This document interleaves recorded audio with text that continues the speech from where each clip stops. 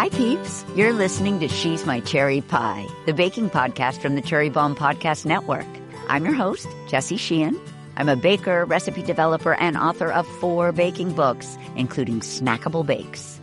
Each Saturday, I hang out with the sweetest bakers around and take a deep dive into their signature bakes. We're airing a special episode from the archives today. It's my chat with the Smitten Kitchen herself, Deb Perelman. Deb is the beloved creator behind Smitten Kitchen and is the author of 3 books, including the Smitten Kitchen Cookbook, Smitten Kitchen Every, and Smitten Kitchen Keepers. Deb's extensive catalog of recipes has a bit of everything, but today we're focusing on Icebox cakes. Deb talks through some of her favorite recipes for these chilled, no-bake cakes, including her chocolate peanut butter one, her strawberry graham one, and her classic one. Deb is such an inspiration, and I loved talking to her about one of my favorite summer desserts. So stay tuned for our chat. You can find today's recipe at cherrybombe.substack.com. The new issue of Cherry Bombe magazine is here. The theme is Game Changers, and we have 5 different covers featuring 7 superstars who have changed the game in a major way.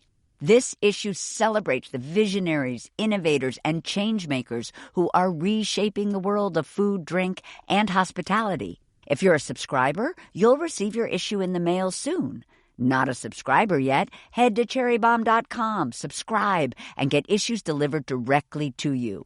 You can pick up an issue at one of the great bookstores and culinary shops that carry Cherry Bombe, like McNally Jackson and Kitchen Arts and Letters, right here in New York City.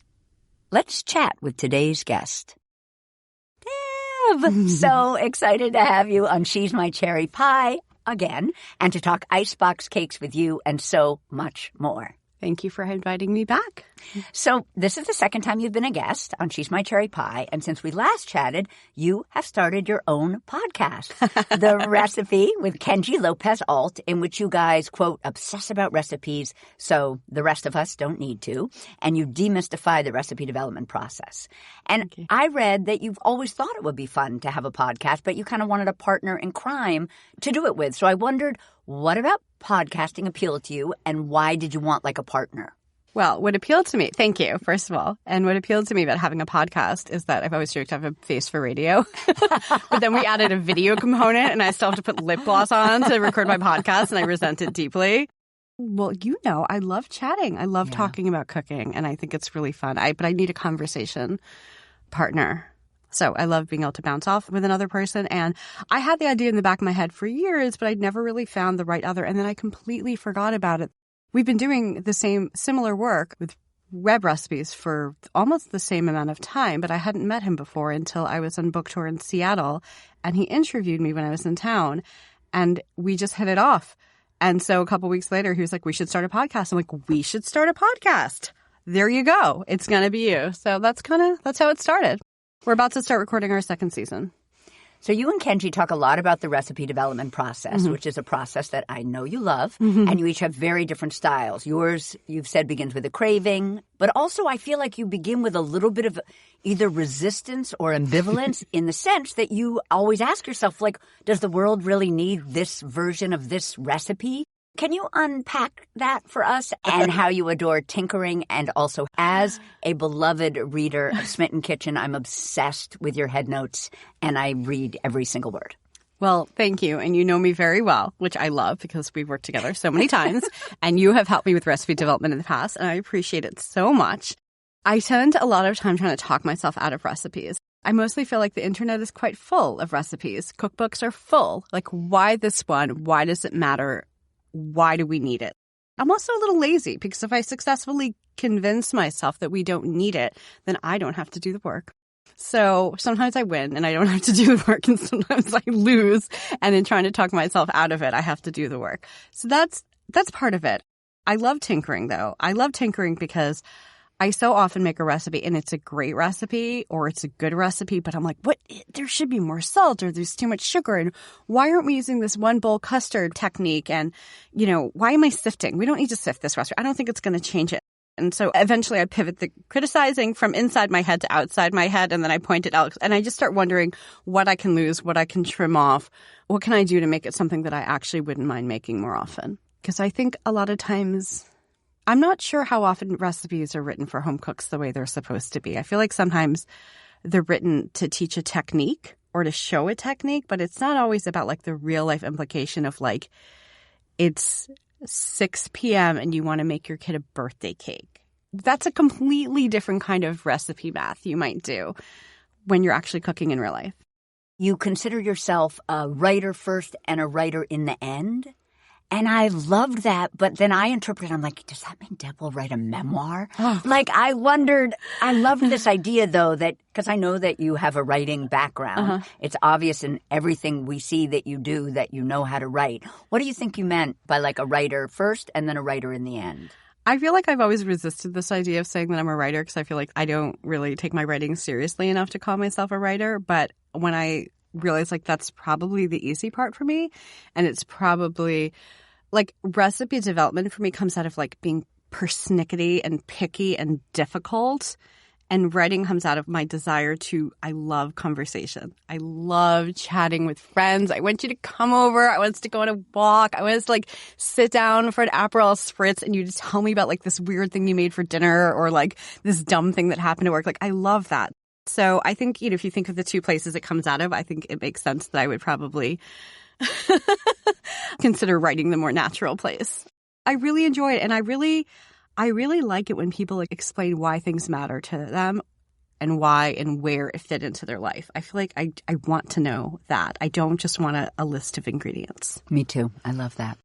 I also wanted to mention that Kenji has described your superpower, as it were, as solutions, i.e. solving the problem of what people are going to do when they don't know what to cook. Aww. And I wondered if you would say this is true of you. I don't know that that's true, but if you're only looking at the outcomes of these struggles, which might be what you would see on my website in our cookbook, it might look that way. I have not resolved the dinner dilemma tonight. I hope to. I've got another hour. I would also add that because through your writing you make people feel close to you, that we as readers we want you to solve our problems because we think you're cool and funny and you're our friend. And so I don't know where you got cool from, but thank you. Whether you're aware that's your superpower, I think as a reader we feel that. And then finally, just on the subject of podcasts, how on earth are you fitting it in? Like, I don't even understand how you're now a podcast host. I feel like you're the busiest person I know. Oh, I'm just not fitting it in. I'm just doing less. I just do less. I would say we've got it down, and we've talked between the first season and the second season about like how we're going to manage the workload of it, you know, so it doesn't pull us under. You know, we tried to make sure that we cooked a few of each other's recipes before each episode. It was a lot. I don't know that it's absolutely necessary for me to cook every single time when I already know his recipe is going to be great. So we're going to figure out not to give people less, but just to make sure that we're using our time and energy in the best ways possible. But in general, we have very good editors and we like to chat about cooking. And so it's not that horrible amount of work. Coming up with what the topics are going to be, it's more like the content planning part can take a little longer. So I listened to this excellent interview that you did at the Vancouver Writers Festival. Oh, yeah? And I learned a couple of things about you that I'm hoping you will not mind sharing here. I remember that was a recent event.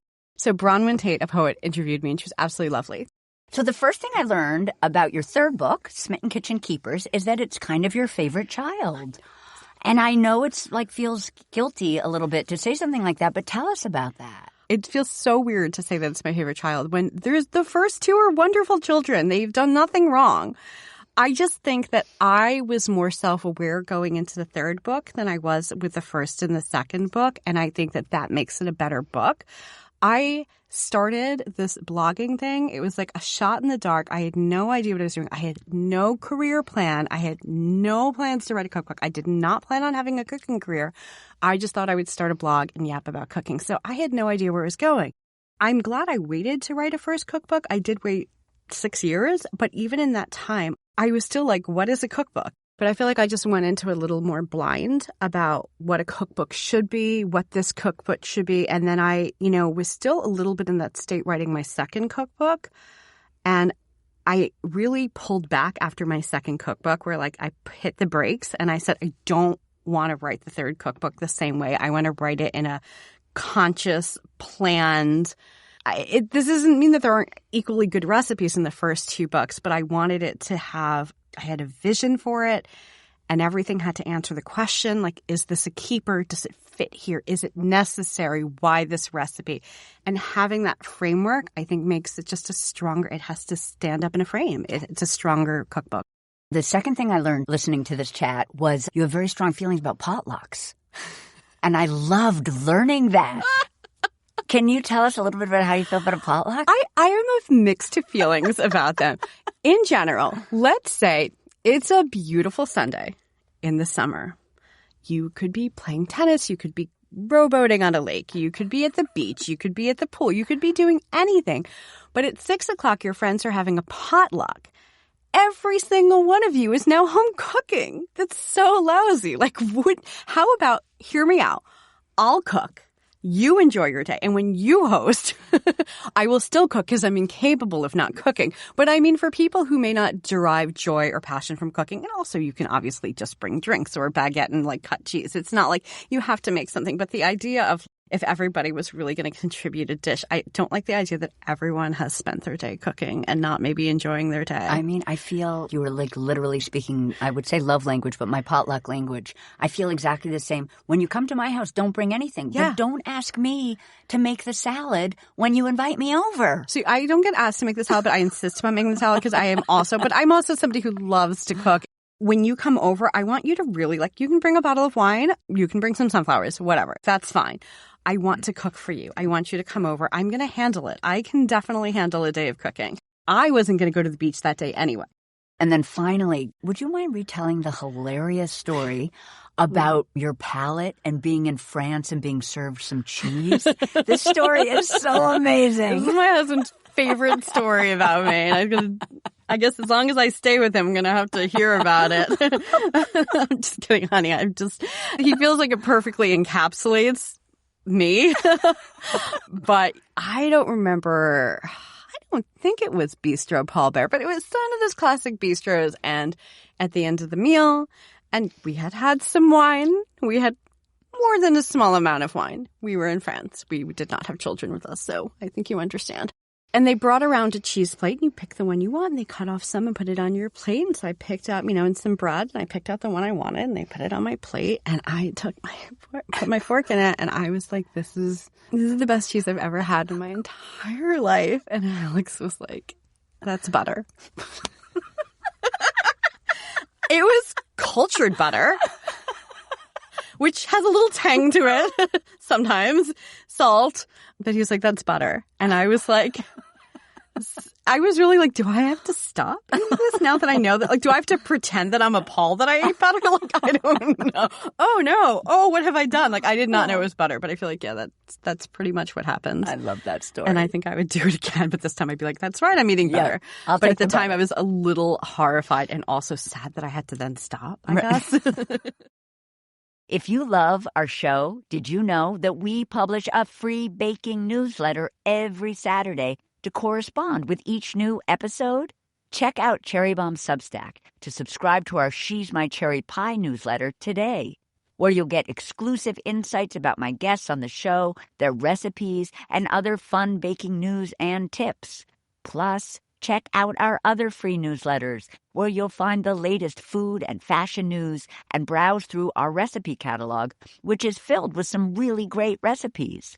While you're there, consider becoming a paid Substack subscriber to get access to exclusive content from Cherry Bombe magazine, invites to our monthly Bombe Squad meetings with industry pros, and discounts to events like our annual Jubilee Conference. A subscription is just $6 per month or $55 a year. Learn more at cherrybomb.substack.com or click the link in our show notes. So you, I think famously, but maybe that's a bit of an exaggeration, have never really engaged in sponsored or branded content, like attaching your name to products, etc. But this past year you did a Thanksgiving campaign with Williams-Sonoma. But I wondered if you could just share your decision for doing these projects, which were really exciting. Yeah, so I've been doing the Smitten Kitchen website thing for 17 years, which is crazy because I have not aged at all. Same age as when I started. It's crazy how that worked.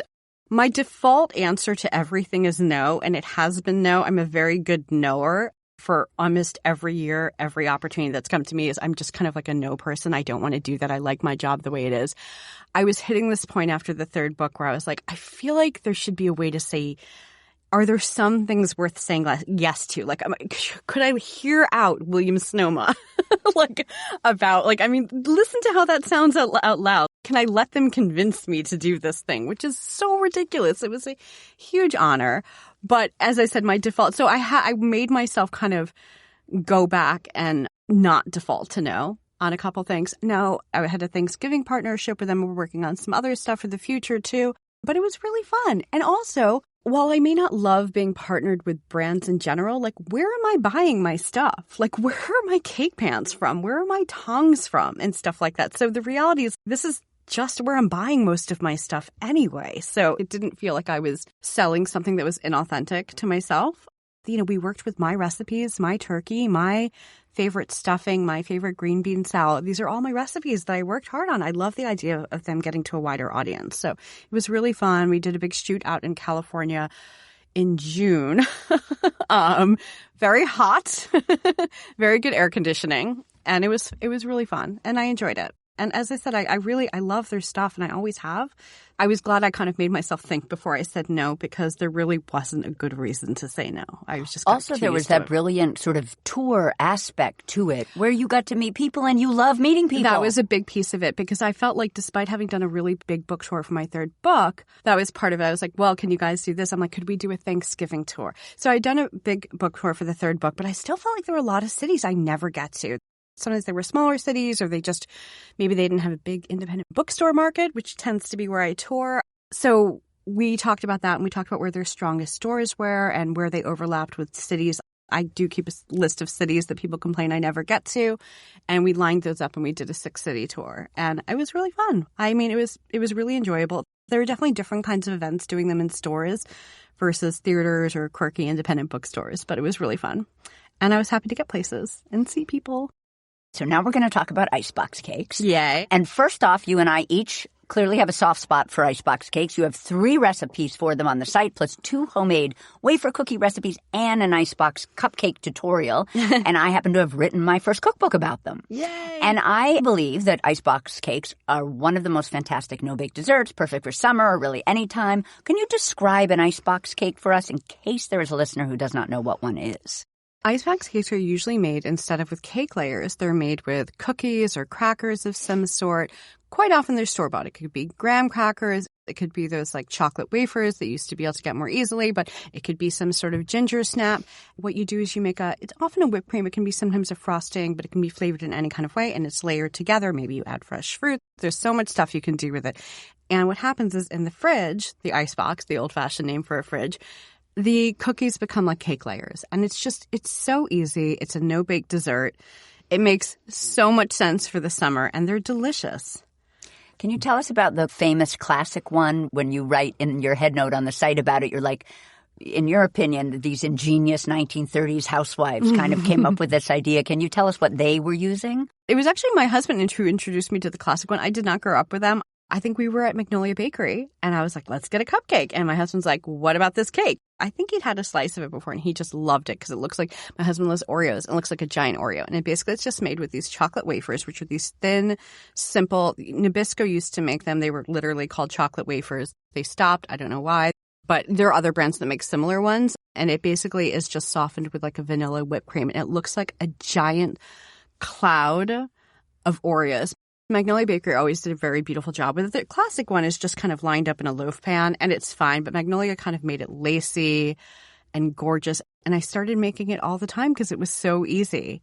And it was very popular. Well, I love it that you published your first Icebox cake recipe in 2007. And at that time, I love you were fantasizing about the future you using flavored whipped creams and maybe homemade cookies, which, of course, eventually happened. And thank goodness. tragically, the original Nabisco chocolate wafer cookie is no longer. It was discontinued about a year ago. And you have a couple of homemade recipes, which we'll discuss. But you also actually linked to a cookie that you thought might make a good substitution called Dewey's. Yeah, I've bought those a few times. They're What do you they're think? a little thinner and they're more fragile. So if you're ordering them online, it's a little stressful. But I will say the flavor is very close and they're pretty delicate. They also have a really nice ginger cookie and a really nice lemon. I feel like they're very much the closest. There were so many people publishing homemade chocolate wafer cookies around the time there was discontinued, but I actually do have another recipe for homemade. This is me. I always have I'm very disloyal to my recipes where I'm always tinkering because there's some odd measurements in my Icebox wafer cookies, and I have a simpler one that I use when I'm making an Icebox cake. But aside from that, it does work pretty well. The idea of ease, and I'm telling you to make a homemade cookie, I understand it may not work, but usually they're very simple cookies. Although there is a genius, and we will talk about it because you sometimes will make cake-sized cookies. That's and my then favorite thing to do. It becomes very smart to make your own. But I just wanted to briefly go over these two homemade chocolate wafer cookie recipes on the site. One is kind of a riff on Alice Medrick's chocolate wafer cookie, and one is like King Arthur's recipe, but you've tweaked it and used your own technique that you use with all sugar cookies and cutout cookies for streamlining the process, which I adore. And interestingly enough, the way that you sort of described your process is you had your homemade cookie recipe, that sort of Alice Medrick riff, let's say, but it had so much butter in it, and you were thinking about making these larger cake-shaped cookies and didn't want to go crazy with all that butter, and so discovered this King Arthur baking one. And actually the recipes are similar. You do them both in a food processor, which is one of your genius tips for speeding up the lazy. cookie. I was going to say lazy, but thank you for calling it genius. Cookie making process. But can you explain? It's like we don't need to use softened butter when we're using the... I remember that Alice Medrick she calls it her chocolate wafer cookie, I believe. And the thing is, it's so delicious, but we're thinking chocolate wafers like these very plain Nabisco ones. The thing with her cookie recipe, and then I have used it for Icebox, it's almost too good for what it is. This is a perfect Icebox. This is a chocolate wafer that you should make when you want to glorious. She's an incredible baker. She's so talented. Her recipes are top-notch. They always work. It's almost too good to bury in whipped cream. It doesn't need it. So the other one, when you're thinking of I'm going to bury this in a very rich whipped cream, it doesn't need all of that richness. It doesn't need freshly grated chocolate to be the base that we're looking for. We actually want almost a drier, leaner cookie. So it's not going to get too mushy in the whipped cream. But the method I always use with cookies, almost all of them these days, except for maybe some drop cookies, I don't do it. I don't have the patience to soften butter. You can also use a stand mixer to do it, but I find the food processor, it literally does it in 30 seconds without scraping down the bowl usually. Either I start with the dry ingredients in the food processor bowl, let the blade whisk them together, then I add in the chunks of butter and sugar and blend it all together until it becomes, so I basically go from dry to wet. Or you can start with the sugar and the butter like you would with a stand mixer and then start adding the dry, but that requires a little more scraping down of the bowl. I just think it's so smart. I tend to write so many recipes with melted butter or oil because I do not want to soften butter. I have an aversion to softening butter. Who wants to plan when you're making cookies? That is not in the spirit of cookies. The spirit of cookies is I want a cookie. I don't want a cookie in 2 hours when the butter temperature is correct. There's also an ingredient that I love in your second, the sort of one that's similar to a King Arthur one, where there's black cocoa powder, which really helps pop that Oreo vibe. And I wondered if you have a brand that do you keep it on hand? I do keep black cocoa powder on hand. It's a weird thing, but I live among Oreo heads.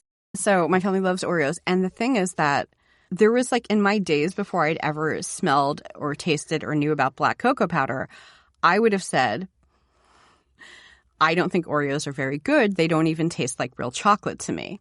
These are not would have said. I did say this. It was very hard, but my family decided to love me anyway.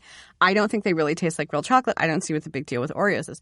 Then I got a package of black cocoa powder. I don't know if you've ever seen it before, but for other people listening, but it's a very Dutched cocoa powder and it's black and it's very intense. And you open up the package and you take the smallest whiff of it and it is actual Oreos. The actual flavor of Oreos is black cocoa powder, which is a real chocolate product. And so literally just by having it, you can take any chocolate cookie with cocoa powder in it and use black cocoa powder instead, and it becomes an Oreo. So it's such a great little trick to keep on hand. One thing I do think that sometimes people use it wrong is that you don't need to swap, and you should not swap all of the cocoa powder with it because it's a very, very intense cocoa powder. But you could take, like, let's say it was half a cup of cocoa powder. You might just swap 1 or 2 tablespoons of it with the black cocoa powder, and it's enough to make the entire cake taste like an Oreo. Love. And then I wondered, are there ingredients in these recipes that are contributing to the cookie being crispy? And how much of it is just that we're going to roll it so thin, anything's going to be crispy once it's rolled that thin? And if you have a crispy tip or two... And does it matter that it's crispy? Because we're going to go soften it anyway. Because I would say for something like my strawberry graham icebox cake, these are on the softer side. And also, you could just underbake them a little bit. The grahams are definitely a softer cookie. Probably, I don't remember the exact, but they probably some brown sugar in them, which is going to keep a cookie softer. I don't remember whether I put honey in. You do. Or not. So, but both of those things are going to, why would I look it up? I would just talk out of my mouth about it. But they're going to have a couple ingredients in it that are going to make it taste like graham crackers, but are also going to keep it a little bit softer. You might want to keep them crisp for ease, but they don't necessarily have to be fully crisp. Interesting. I always thought they had to be crisp because they would almost like the way you want a tres leche cake to be like dry enough to absorb. Mm-hmm. I thought you needed a crispy cookie because that would be the best way for the whipped cream to be absorbed into it. But you're right. If you start with something slightly soft, it's fine. You actually don't. You're saving a little time. And you probably only need an hour or 2 of softening. Like the strawberry graham icebox cake is something you do not need to wait till the next day. It does not need an overnight in the icebox to work. And also you just might need less cream to soften it, but it's just going to absorb it very quickly. Yeah. But no, in general, I mean, traditionally they're more crisp, and it is a little easier to work with a crisp cookie, but it doesn't have to be. Great. So this classic one couldn't be easier to assemble in a large bowl. At home, are you using metal bowls or are you using glass bowls? I'm using glass bowls, but I think I've been taking photos on the internet for so long that I've always done glass. It was funny because actually I remember Kenji saying that he only has metal bowls and he thinks it's so crazy that I use glass bowls. And so I've picked up a couple metal bowls. I'm like, these are kind of nice. They're just like weird mirrors when you take photos of them and videos. And is it Pyrex? I think mine are Duralex because I have a softness for French products. I think I have Duralex. It's like a nesting bowl set. Yeah. I have a glass buying problem, so I have a lot of glasses, a lot of glassware. So in our stand mixer or bowl with a hand mixer, we're going to beat heavy cream, granulated sugar. And I thought that was interesting. Do you always make whipped cream with granulated instead of powdered? I always do powdered. I grew up exclusively with powdered sugar, but the truth is that since both work, I'm like, do I have to ask people to buy powdered sugar if it isn't otherwise using it? I still do use kind of either in recipes where I might write it for like 1 tablespoon of granulated sugar or powdered sugar. The idea is that powdered sugar is supposed to dissolve faster. But some people say the cornstarch element of powdered sugar helps the whipped cream thicken, but I don't think any are necessary. And I have never made whipped cream with granulated sugar where there is any grit left by the time it dissolves quickly. So I would say use what you have. So we're going to add some granulated sugar, some heavy cream, a little bit of vanilla. Is there a brand that you love of vanilla?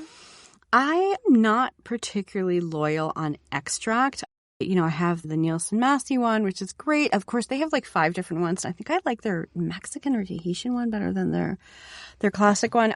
I also buy McCormick, the spice brand. I bought a big bottle of that a few years ago and I just needed like a large amount. I'm like, this tastes like my childhood. It's perfect. This is exactly what vanilla extract tastes like growing up.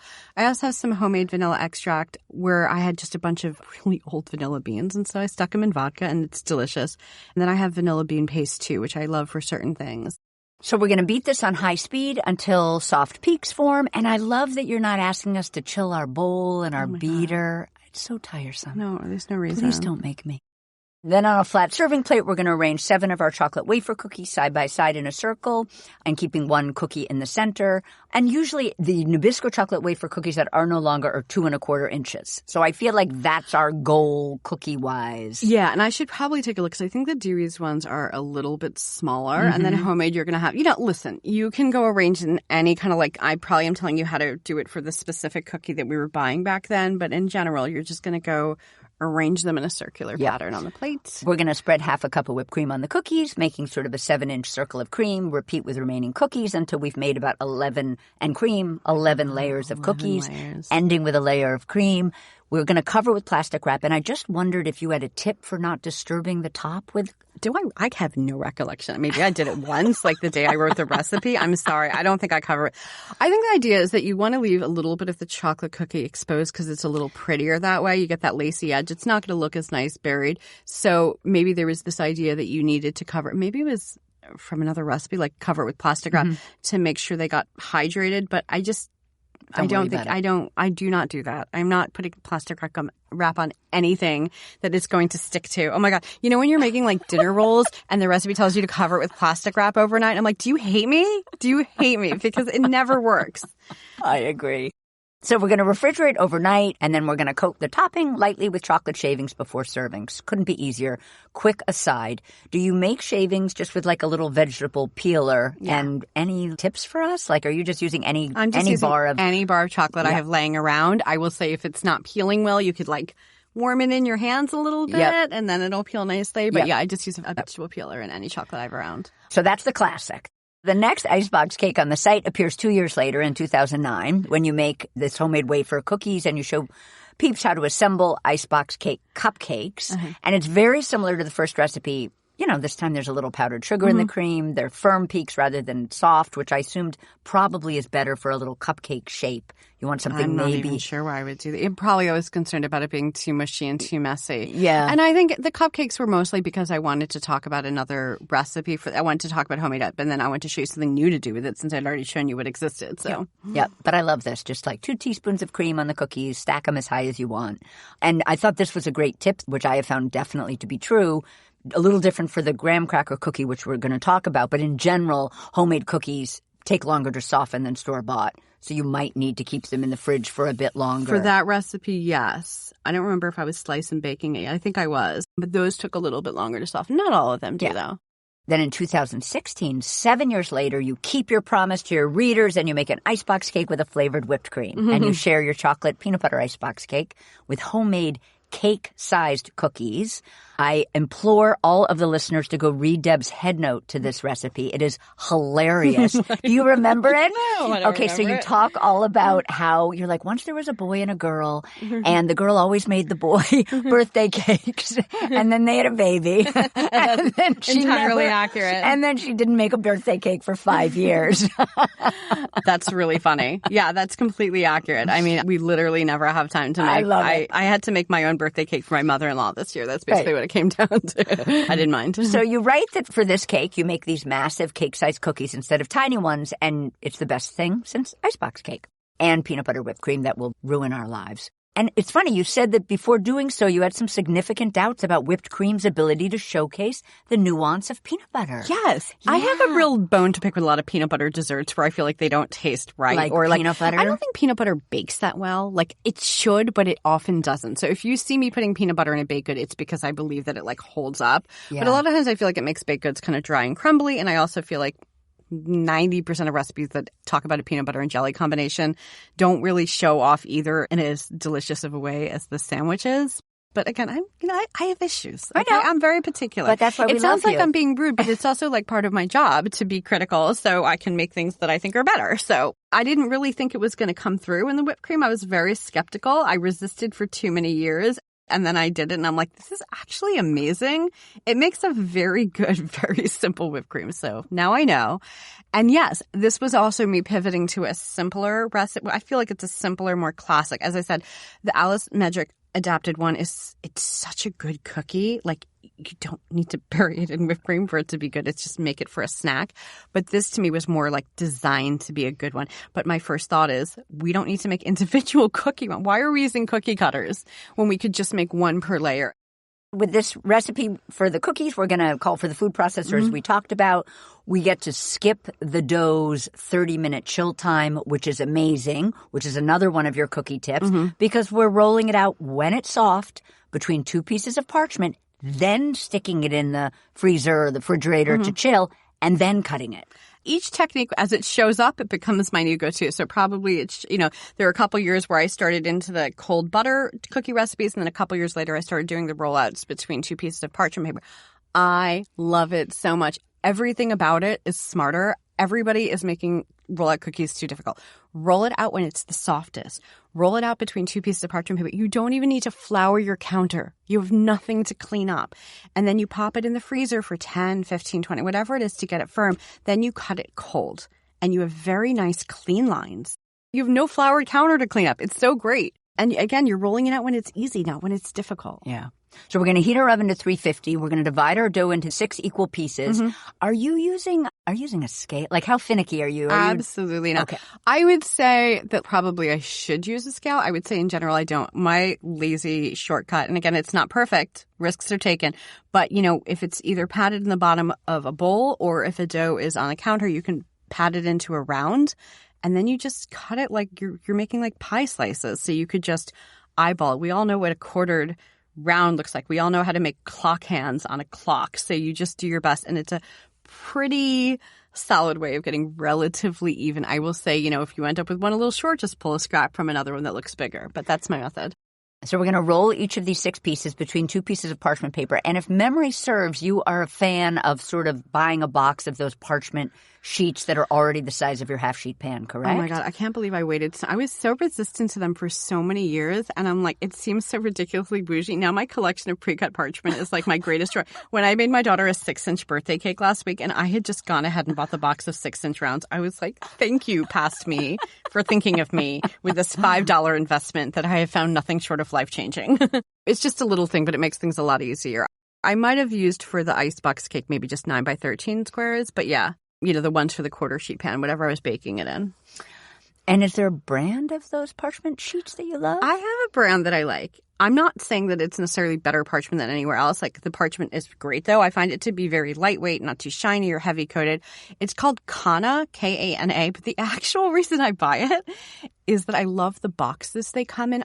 I keep them kind of bookshelf style on top of my fridge, so I can kind of pull one out. So they're vertical, and most of the time they're going to come in sort of plastic wrap, and then you're going to have to keep them flat or structured somehow. And so they stay in their box, then you can easily slide a piece out. Also, the boxes are have like a real millennial aesthetic, or so I understand. I'm not a millennial, so I couldn't tell you, but they look nice. They're not an eyesore. All right, so we're going to roll our pieces of dough between our 2 pieces of parchment until they're very thin, just over 7 inches. Then we're going to slide the parchment-covered round onto a cutting board. I assume a baking sheet would work. Slide it into our freezer for about 10 minutes until firm. Take it out, peel back our top piece of parchment, and then with a 7-inch stencil or bowl or plate, we're just going to cut around it with a sharp knife. I mean, so brilliant. Slide the cookie round still on the parchment onto a baking sheet and bake for 10 minutes. Yeah. Cool, completely repeat with remaining 5 rounds. I mean, hello. I love it. Could so not be easier. Baking sheet brand. I don't have any loyalty. Okay. I have like a few. I don't know. I have to say, I like those Williams-Sonoma Gold Touch ones. I like those too. No, oh I keep the Williams-Sonoma Gold Touch. Yeah. I certainly like them for cookies. I like them. But I use sheet pans a lot for like roasting vegetables, and they're a lot more beat up. Nordic ware usually for uncoated, and then I usually use the Williams-Sonoma Gold Touch for like where I want a coated pan. Yeah, I love those. So while the cookies are cooling, 10 minutes, we're going to make our peanut butter whipped cream in a large bowl or in a stand mixer. We're going to beat peanut butter. Brand? Skippy. Yeah, hello. I was hoping you would say that. Where you I'm like, everyone's like, can I use natural peanut? I'm like, why? Why? I mean, I like it for like maybe a toast or something like that, but no, we're a Skippy family. We're really basic. Skippy, vanilla, salt. You didn't specify a type. Do you care if it's kosher or table or fine? Yeah, I actually salt? care a lot, so I don't know why I didn't specify, but kosher salt's kosher. Fine. If I don't mention it's kosher salt's fine. Good. Granulated sugar until smooth, and I love this little tip. So while we beat all of that, we're going to slowly add our heavy cream, just a small splash at a time, until the mixture is sort of loose enough that you can add the rest of the cream without it breaking into clumps. Yes, absolutely. And I love that tip, and we'll talk about it again with the kind of cream, almost cheesecaked filling for the graham cracker cake, because there it's like mind-blowingly smart. Yeah, because you're doing 2 wet things with completely different consistencies. You can't just blend them together. It's going to be difficult. Yep. So we're going to whip our cream, watching it carefully because it's easy to overbeat, until soft peaks form. We'll place our first cookie on a cake stand, and if the cookie's sliding around, we'll put a teeny bit of cream underneath it to stop it from moving. Thickly frost with a half cup of peanut butter cream. Keep going until all your cookies are done. You like to top with the cream and then garnish with chocolate sprinkles or Reese's or something tasty and yummy. Yeah, exactly. Have fun with it. Yum. Cakes in the fridge overnight. closer to maybe 24 hours because it's a homemade cookie? Yeah, I think this cookie's a little bit tighter. You can go ahead and give it a day. It's probably going to be fine in the morning, but with it's a slightly more dense whipped cream too. So it's just give it a day. Yep. And then we're going to slice with a knife dipped in hot water. And 1 year later in 2017, we're going to make strawberry graham icebox cake with a cream cheese. And I love this, Reed cheesecaked filling with fresh strawberries. Again, we're doing homemade cake-sized cookies. I love this. In defense of cake-sized cookies, you explain that the beauty of this technique, trick, tip is that large cookies aren't limited by number. When you have like a recipe and it doesn't make you enough cookies, then you have to double it if you're making an icebox cake, for instance, or size of a cake pan. And if the cookie breaks, it will still stack and be an excellent cake. Okay. Like there's only good about large cookies for an icebox cake. Love this. So easy. I've convinced us. Most people do not believe me. I'm like, it's a one bowl cookie. It's so easy. It's really like one of the easiest cakes in the world. But I understand people get stressed about rolling out cookies. Right. You don't have to grease the pan. You don't have to like worry about whether it gets stuck. You don't have to level the cake layers. Even if they came out horribly looking, they would still taste perfect inside the cake. So to make the graham cookies in a food processor, we're combining some all-purpose flour. Do you have a brand of all-purpose that you love? I either use King Arthur or probably Gold Touch. Okay. We're going to mix all-purpose. We're going to mix either fine or table salt. We're going to have a little bit of baking powder, cinnamon, cloves, dark brown sugar, and granulated. This is the brilliance of the food processor. We're going to use cold, unsalted butter. We do not have to bring it to room temp. Run the machine until combined or until powdery. Add an egg, some honey. Run the machine until the dough kind of clumps and balls together. And then you do give instructions for using a stand mixer. But we do not have to do that. Although in a stand mixer, we beat our softened butter with our sugars, then we add our egg and our honey, and then we do the classic Deb tip that changed the way I bake, which is you are sprinkling on your leavening and spices at this point rather than having taken a whole other bowl and whisked those things together. Lazy. I can teach the world flour. laziness. Oh, my God. But this is an incredible tip, peeps. I hope you are catching it. Deb does not, like first step in a recipe, take her bowl of all-purpose flour and add baking soda, baking powder, and spices and whisk. Yeah, no, I generally don't. Once in a while, there's a certain kind of cake that's like so delicate that you really do need to. But usually it's either sift or whisk your dry ingredients together and then add them gently. And my feeling is that it's complicated. The reason it's done that way is that there's a thought that you need to evenly distribute the baking powder and baking soda throughout the flour, but you want to make sure you don't overwork the flour in a baked good because there's this idea that gluten is going to develop, which is like the protein that'll make flour tougher and make your cakes tougher.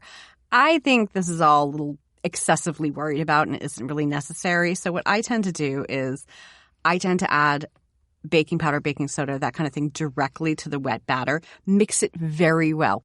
We're not just mixing it. We're going to mix it. We're going to scrape it down. We're going to mix it thoroughly.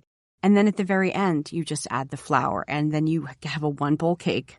You have the baking powder and baking soda very well distributed in the ingredients because you mixed it very well, scraped it out, and mixed it very well again. I'm lazy. I don't want to wash another bowl, and I don't want another step. Love.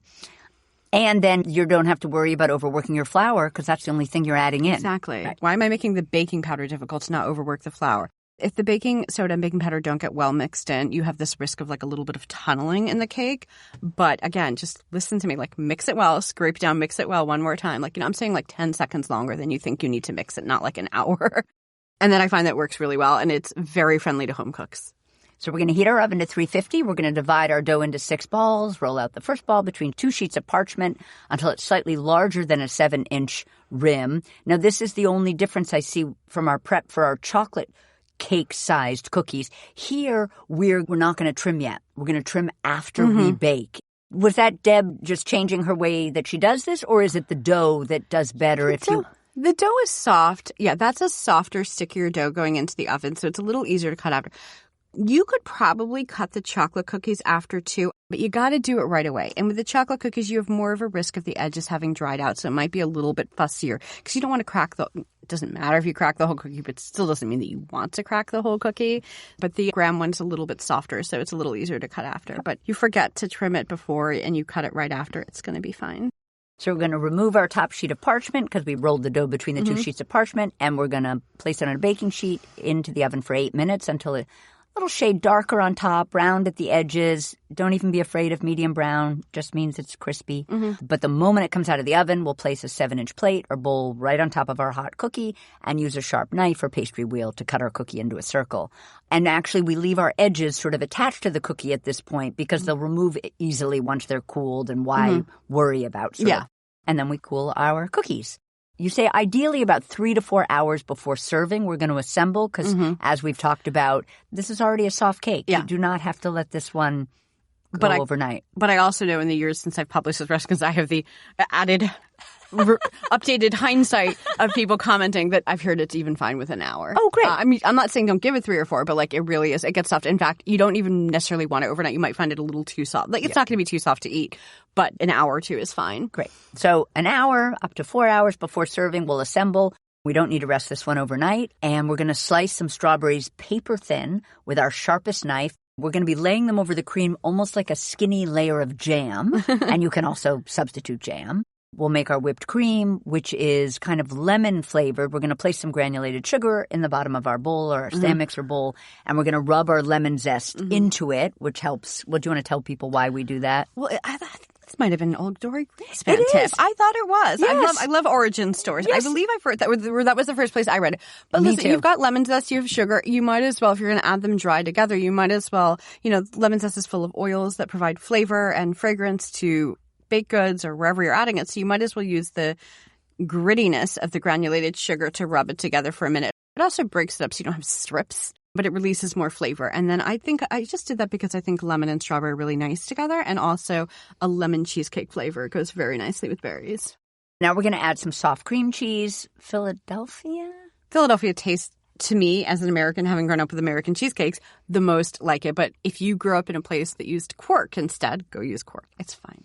So we're going to add some softened cream cheese. We'll beat until combined, light and fluffy. We'll add some vanilla and salt. This is so genius. So at this point, we're going to be adding our either heavy cream or our whipping cream. Can you remind me what the difference is? Because they're often used interchangeably. Right. Sometimes I find that whipping cream has stabilizers in it to make it easier to whip, but I don't like the way the ones with stabilizers taste because I feel like there's more of a waxy coating flavor on your tongue, but just use whatever your store has.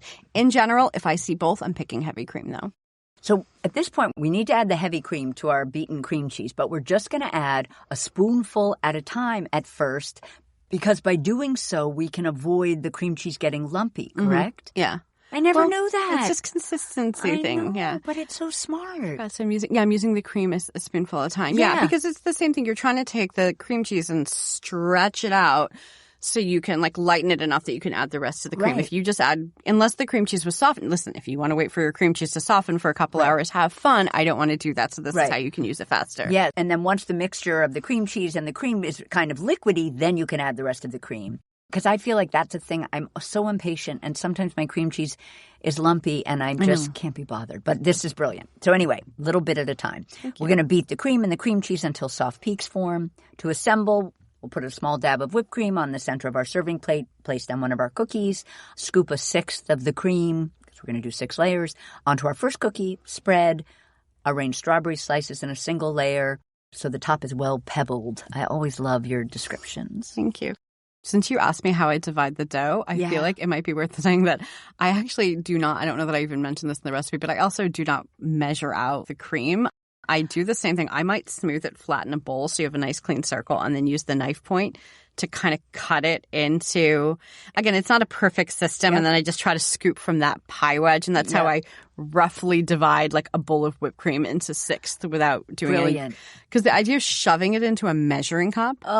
Not happening. Again, who are we making this for? The queen or our families? But that's brilliant. So in other words, you mean literally the cream is in the bottom of the bowl. Yeah, I might smooth it a little flat. Not try to deplate it and then make a little grit, like a mark of how many, and then just try to scoop from that area with a spoon. It's not perfect, but if you need it to be more perfect, go weigh it out, divide it, or go measure it in cups. This is good enough for me. Perfect.